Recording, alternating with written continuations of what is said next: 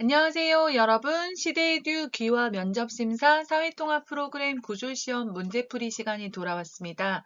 오늘은 중간평가 제5회 실전 모의평가를 살펴보겠습니다. 1번에서 3번은 그림을 보고 질문에 대답하는 문제입니다. 1번 그림을 보면 알아서 척척 구석구석 깨끗하게 하고 기계가 하나 보이네요. 자, 2번 말 한마디로 음악을 켰다 껐다. 여기도 기계가 하나 보이네요. 자, 이 그림을 보고 질문에 대답하면 되겠습니다. 자, 1번에 1번 일은 무엇인가요? 사진에 대해 말해보세요. 자, 알아서 척척 구석구석 깨끗하게 청소해주는 거죠. 자, 이것은 뭐예요? 로봇 청소기입니다. 자, 버튼만 누르면 알아서 청소를 해주는 청소기죠. 로봇 청소기. 척척은 뭐냐면요. 어떤 일을 할 때 망설이지 않고 거침없이 일을 아주 잘하는 모습을 말해요. 그래서 알아서 척척 잘 구석구석 가운데만 하는 게 아니라 맨 끝쪽까지 다 깨끗하게 청소를 해주는 기계의 로봇 청소기가 나왔습니다. 자, 1번에 2번 이는 무엇인가요? 사진에 대해 말해보세요. 말 한마디로 음악을 켰다 껐다. 음악 켜줘 하면 음악을 켜주고 음악 꺼줘 하면 음악을 꺼준다는 거죠. 뭐예요? 인공지능 스피커입니다. 자, 손으로 눌러서 켜고 끄는 것이 아니라 말로 켜기도 하고 끄기도 하는 그런 스피커죠. 인공지능 스피커. 자, 그러면 2번 문제로 가보겠습니다. 자, 2번에 1번 로봇 청소기에 대해 설명해 보세요. 자, 로봇 청소기는 버튼 하나만 누르면 자동으로 청소를 해주는 청소기입니다. 로봇 청소기가 없을 때는 사람이 직접 청소기를 돌려야 했는데 이제는 손가락 하나로 버튼만 누르면 사람이 청소기를 돌리지 않아도 집안 청소를 할 수 있게 되었습니다. 자, 로봇 청소기에 대해서 설명하는데요. 로봇 청소기는 버튼만 누르면 사람이 청소기를 밀지 않아도 돼요. 스스로 해요. 자동으로 청소를 해주는 청소기입니다. 요즘은 그냥 예약을 해서 밖에서 외출한 사이에 청소기를 또 돌릴 수 있다고 하더라고요. 자, 로봇 청소기가 없을 때는 사람이 직접 청소기를 돌려야 했는데 이제는 손가락 하나로 버튼만 누르면 사람이 청소기를 돌리지 않아도 집안 청소를 할 수 있게 되었습니다. 청소기가 알아서 청소를 해준다. 그런 얘기죠. 그래서 로봇 청소기를 설명하면 되겠습니다. 자, 2번에 2번 인공지능 스피커에 대해 설명해 보세요.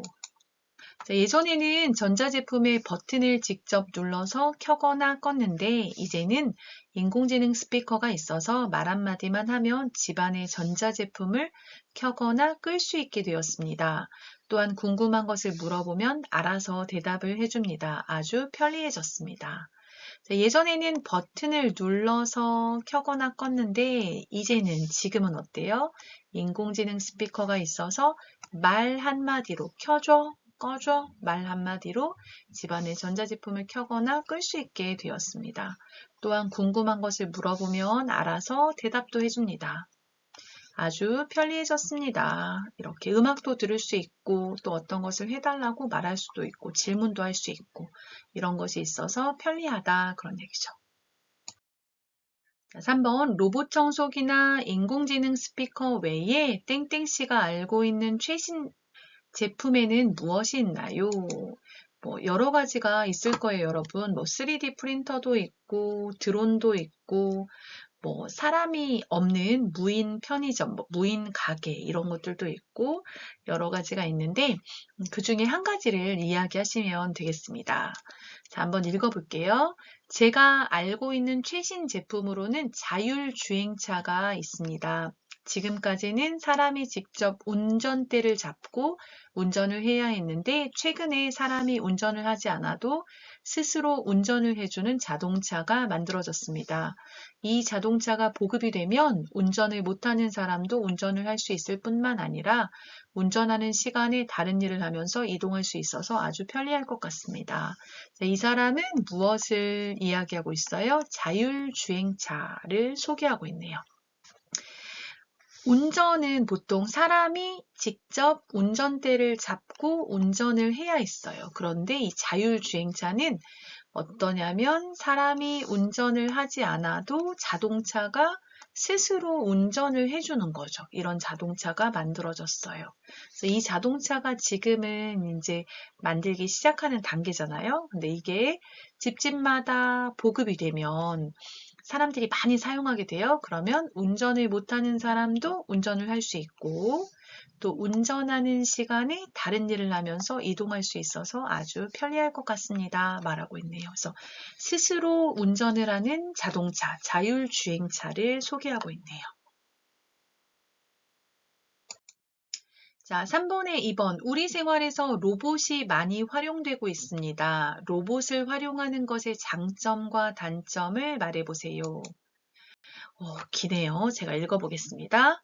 자, 우리 생활에서 로봇이 많이 활용되고 있습니다. 예를 들면 로봇이 공장에서 제품을 조립하기도 하고 병원에서 의사 대신 수술을 하기도 합니다. 또한 실버 로봇의 경우 몸이 불편한 노인들의 식사와 샤워를 도와주기도 합니다.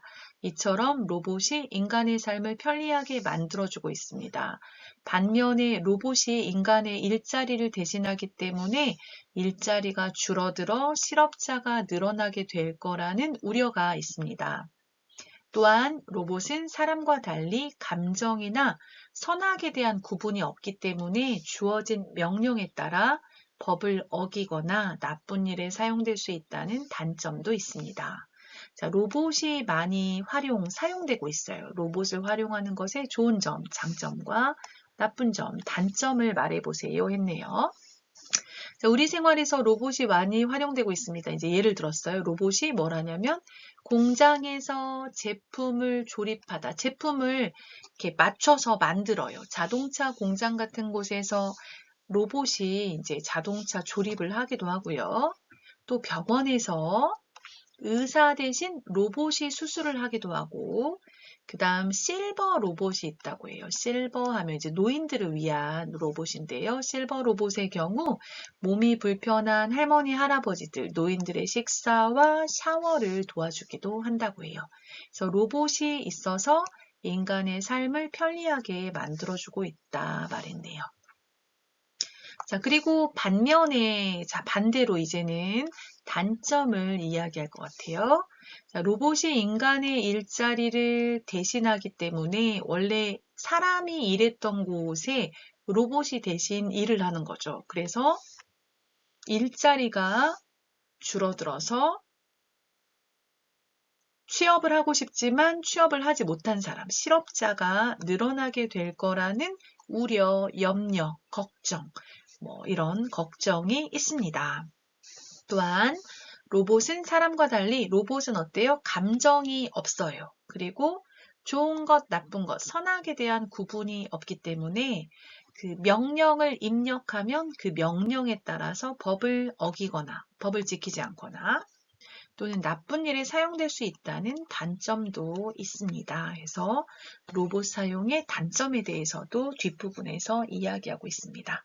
여러분도 이걸 기억하셨다가 이런 질문이 나오면 이렇게 대답을 해보면 되겠습니다. 자, 4번. 직장 생활을 하는 사람이 많아지고 있습니다. 자, 1번. 땡땡씨는 한국에서 직장 생활을 해봤나요? 직장 생활을 할 때 어떤 점이 어려웠나요? 자, 직장 생활을 해봤는지 경험을 묻고 있고 직장 생활을 할 때 어려운 점은 무엇이었어요? 질문했네요. 네, 저는 지금 한국에서 직장 생활을 하고 있습니다. 직장 생활을 할 때 야근을 많이 해서 피곤하거나 월급이 적어서 힘들 때도 있지만 가장 힘든 것은 대인관계입니다. 함께 일하는 사람과 관계가 나빠지면 스트레스를 많이 받기 때문입니다. 한국 문화를 잘 모르는 외국인이라서 실수를 할 때도 있고 오해를 받을 때도 있습니다. 그래서 가장 힘든 것은 대인관계입니다. 자, 이 사람은 지금 직장 생활을 하고 있어요. 직장 생활을 할 때 야근, 밤에 일해요. 야근을 해서 밤에 일해요. 야근을 해서 많이 피곤하기도 하고 또는 월급이 적어요. 그래서 힘들 때도 있지만 야근해서 힘들어요. 또 월급이 적어서 좀 어려워요. 이런 것도 있지만 가장 힘든 것은 힘들어요. 뭐예요? 대인관계입니다. 대인관계, 인간관계를 말하죠. 사람하고 사람의 관계. 자, 함께 일하는 사람과 관계가 나빠지면 스트레스를 많이 받기 때문입니다. 같이 일하는 사람과 뭐가 맞지가 않아요. 그러면 스트레스를 많이 받아요. 근데 이 사람은 외국인이에요. 그쵸? 한국 문화를 잘 모르는 외국인이라서 실수를 할 때도 있고 또 나는 그런 의미가 아니었는데 오해를 받을 때도 있습니다. 그래서 가장 힘든 것은 뭐예요? 대인관계입니다. 말했네요. 그래서 직장 생활에서 가장 힘든 건 인간관계, 대인관계가 힘들다 얘기했네요.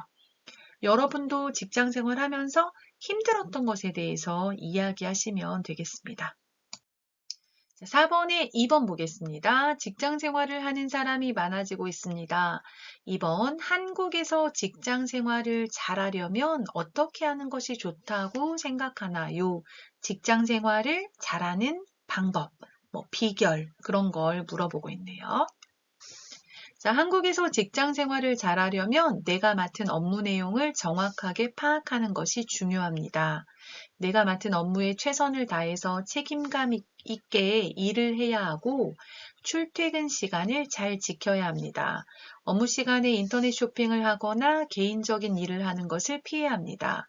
또한 혼자 직장 생활을 하는 것이 아니므로 주변의 상사와 동료들과도 원만한 인간관계를 유지해야 합니다. 자, 직장 생활을 잘하려면 첫 번째, 내가 회사에서 하는 일, 내가 맡은 업무, 내가 회사에서 하는 일을 말해요. 회사에서 하는 일. 업무 내용을 무슨 일을 해야 되는지 잘 알아야 돼요. 정확하게 파악하다. 이거는 확실하게, 틀리지 않게 잘 알아야 한다. 그런 얘기죠. 내가 맡은 업무에 최선을 다해서 책임감 있게 일을 하고, 일을 열심히 해요. 책임감 있게 일하고, 그 다음 출근 시간, 출퇴근 시간을 잘 지켜야 합니다. 지각하면 안 되고요.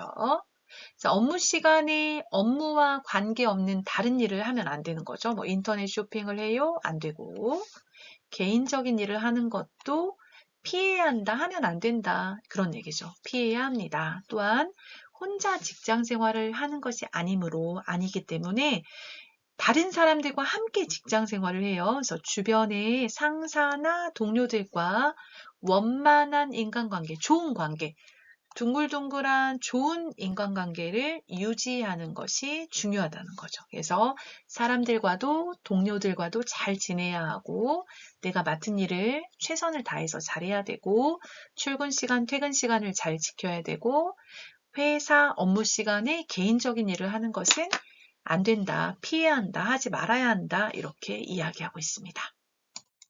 자, 5번. 한국의 전통적인 난방 방식으로 온돌이 있습니다. 1번. 한국의 온돌에 대해 설명해 보세요.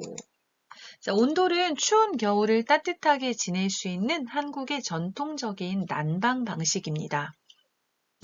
아궁이에 불을 떼서 요리를 할 수 있고 방을 따뜻하게 할 수도 있어서 일석이조입니다. 지금은 온돌의 방식을 이용한 보일러를 사용해 뜨거운 물이 방바닥 아래로 흐르게 하여 집을 따뜻하게 하고 있습니다. 과거에는 이제 온돌을 사용했는데요. 이 온돌은 왜 만들었냐면 추운 겨울을 따뜻하게 보내기 위해서 만들었습니다. 그래서 이 온돌은 한국의 전통적인 난방 방식이고요. 아궁이에다가 나무를 넣어서 불을 뗍니다. 그러면 방바닥에 아궁이에다가 불을 떼면 이 연기가 지나가면서 방 바닥이 따뜻해져요. 방바닥이 따뜻해지도록 만든 것을 온돌이라고 하죠. 요 아래에다가 이제 따뜻한 연기가 지나가서 굴뚝으로 나갈 수 있도록 만들어 놓았습니다.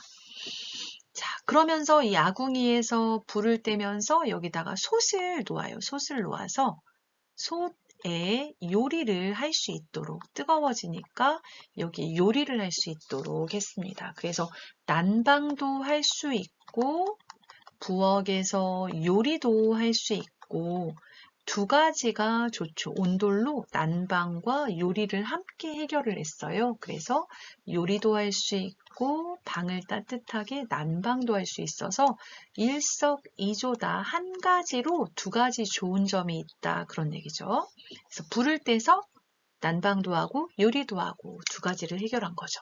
자, 요즘 여러분 보면 한국의 집에는 보일러가 깔려 있어요. 보일러도 온돌과 비슷하죠. 물을 뜨겁게 데워서 이 물이 방바닥을 흐르도록 하고 있습니다. 그래서 온돌의 방식을 이용한 보일러를 사용해서 뜨거운 물이 방바닥 아래로 흐르게 하여 집을 따뜻하게 난방을 하고 있습니다. 이런 부분까지 이야기하면 되겠습니다.